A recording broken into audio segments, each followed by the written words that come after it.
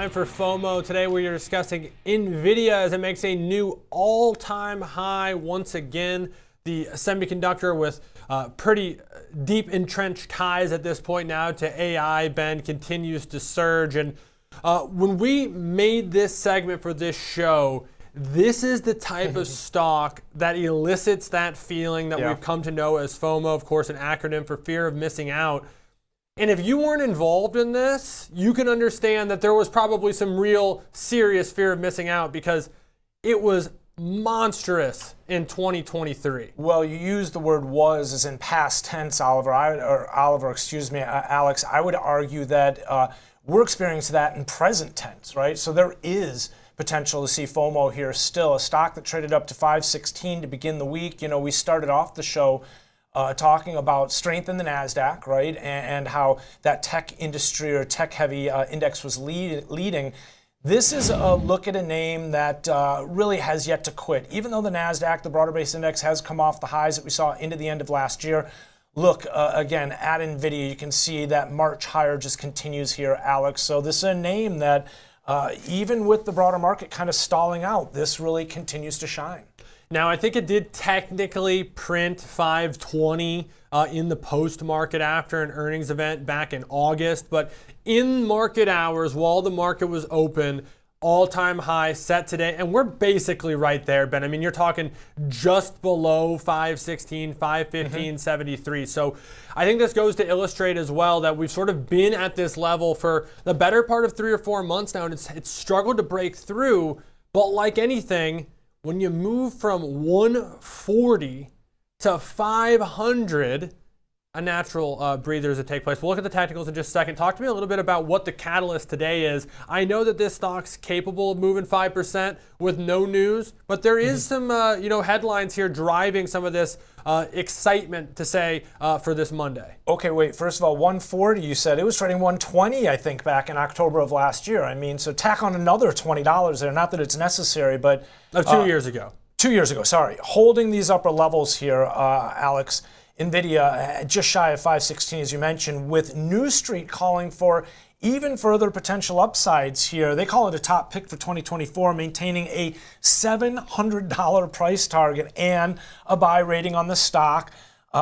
Basically, again, suggesting that there's further upside here. The firm expects the outlook for 2025 to clarify and improve steadily this year. And take a look at the charts here. I mean, we were talking about some of the momentum we've seen in terms of the price activity. Let's dive into it so you can see the run up to 516, solid bid activity across the board here. Alex, I just want to show you one more step back here. This is a continuation of the move that we've been seeing basically since the lows back in October. Again, 392, here it is, a big move up, balancing around 480, but this is really what I focus on here. This is a vertical phase out of balance, so it's exhibiting some of that conviction we've seen. And tying it back to the FOMO, when you see a stock that's on the move like this, it doesn't give you a lot of time. It doesn't give you the opportunity with pullbacks to kind of wait patiently as an investor and a trader oftentimes to kind of buy into it, right? You have to dive right into it. You have to be a bit more aggressive oftentimes on a breakout trade like this, and that's what we're seeing here. This could be, again, more bulls jumping in on this one. And along the lines of what New Street said, I mean, a lot of people see potential upside here still. Yeah, a lot of people is underselling it. Over 90% of analysts compiled by Bloomberg in the buy equivalent camp. The other 9-10%, they're in hold. So zero sells of the 65 analysts that Bloomberg is covering here. And $700 price target seems high, right? Well, it's tied for 10th on terms of highest price targets. Street high 1,100 from Rosenblatt. So there's a lot of optimism, and I think that that is almost underselling it. Rosenblatt's looking for this stock to double after what it just did. So really, some optimism in this one. Talk to me about the technicals, though. Is there a landscape here that after a stock essentially went into outer space last year can continue? The answer is yes, Alex. That's what trend trading is all about. Let's take a look here at the trend that's been playing out here. And we were just looking at the move that we've seen the breakout here up and through 515, 520, but this has been going on for some time. I mentioned 120. Here's that low, October of 2022. You can see where value has been and continues to be moving higher. Again, it hasn't really given you a lot of opportunities on these pullbacks. Recently saw a bit of a triple bottom around this $400 level. Through 455, off to the races here. We're taking out a triple, quadruple top, depending on how you want to look at it. Let's take one more step back. I want to show you what's going on. And really, this chart speaks to the strength as well. Look at how long it's been since we've been below the 200-day moving average. You have to go back to the end of 2022, beginning of last year. And you can see since the retest of the 50-day moving average last fall, when again, a lot of stocks were coming under pressure, rates were on the move higher, you can see Nvidia hung in there pretty well. So not only shaking off this most recent weakness in the broader market here as tech's pulled back with the 10-year back above 4%, I mean, it just continues to charge higher. This is, again, one of those stocks, Alex, that, if you're looking to participate in the trend, you're usually looking to buy dips when the market pulls back and provides you that failed attempt to auction lower and a failed attempt to test support.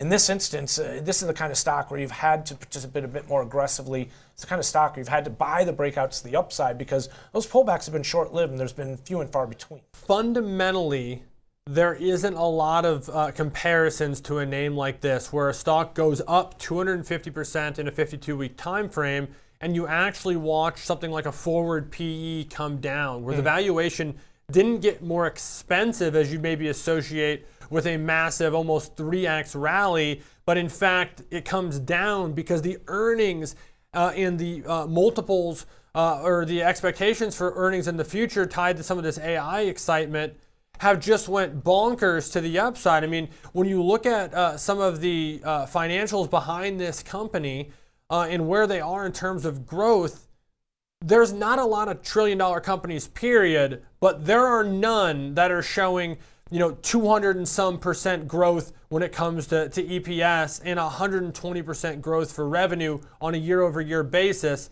That's what makes Nvidia unique, and that's what makes it so exciting from a trading standpoint and the subject of a discussion like this one. Okay, and I agree with you, but before we get too far ahead of ourselves or out over our skis too much, I mean, this is a company like many others dependent on China, right, in many ways, and definitely caught up in that artificial intelligence, the chip saga right now in terms of some of that tech, kind of back and forth between the U.S. and China. So ultimately, I think that, yes, when you're talking about the charts, you can kind of get enthused and kind of sucked into this one, but you got to have sort of a level-headed approach to this, especially when you see these kinds of gains, but especially when you see potential headwinds that are out there that this company, in terms of some of the regulatory situation, they're going to have to navigate.